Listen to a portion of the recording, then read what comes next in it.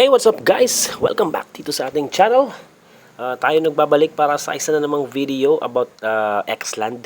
So yan recently talagang puspusan yung ating mga videos kay Xland kasi I'm seeing good potential dito sa larong ito. Hopefully, pero again, just a reminder, do your own research pa rin guys, okay? So, itong video na ito, ang ipapakita ko sa inyo naman is kung paano natin mapapadami yung na-earn natin na tokens doon sa training. So dito yan dito sa dock. Ayan, 'di ba yung training ito. Okay, so paano natin mapaparami yung rewards na yan? So yung XC, yung XP pati yung GGP.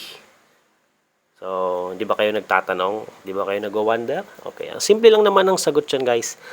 Para maparami yung rewards yan sa training na yan o yung voyaging time na yon, ang dapat natin gawin is pataasin yung HP ng ating mga characters.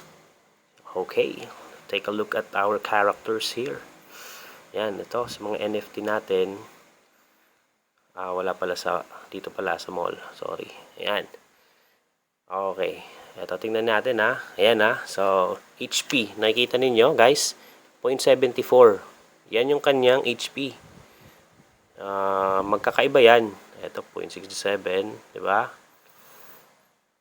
Yan. So, it differs depending sa kanilang level, sa kanilang stars, at sa kanilang rarity. Yun, nasagot na din natin yung tanong kung paano magpataas ng HP. Yan. So, kasi kailangan natin magpataas ng HP, simple lang ang gagawin natin guys. Okay? So, meron tayong tatlong pwedeng gawin. Una, pwede tayong pa-level up. Yung basic na level up nitong characters natin. Ayan, ito yan. Click nyo yung level up. Pag nag-click kayo ng level up, yan, magdadagdag yung HP niyan. Alright? Second thing na pwede natin gawin, ito, upgrade mga kaibigan. Ayan. So, kailangan naman dito sa upgrade is XP. Kung dun sa level up, GGP token, dito XP token. So once nag-upgrade tayo, madadagdagan yung stars niyan. Sample natin. Ito si Sailor. Si Sailor natin is meron na tong upgrade May 2 yan. Meron ng 2 stars level. Okay? Nakuha niya yan. And yung pangatlo naman is yung i-increase natin yung rarity ng ating mga characters. So, paano ba yan? Dito, tingnan natin dito guys. Okay, ito. Yan.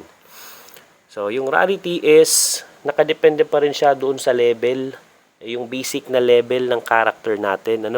Yung hanggang level 50, yan yung tinatawag na N-rank. Ngayon, pag nag-level 51 na yan, dire-diretso pataas hanggang level 100, S-rank na yan. So, ibig sabihin, tumaas na yung rarity niya from N to S. And so on and so forth. Hanggang dito sa pinakataas na UR rank. Hanggang level 300. Gets? Okay. So, once na tinaasan natin lahat ng yan, sure ball na tataas din yung mga HP ng ating characters. And mas mataas na HP, mas mataas na rewards. Mas mataas na tokens ang pwede nating makuha dito sa training na ito. Alright? So, I hope may natutunan ulit kayo dito sa ating video. Don't forget na mag-subscribe kung bago ka lang and i-hit ang like button. Thank you so much for watching guys. See you next time.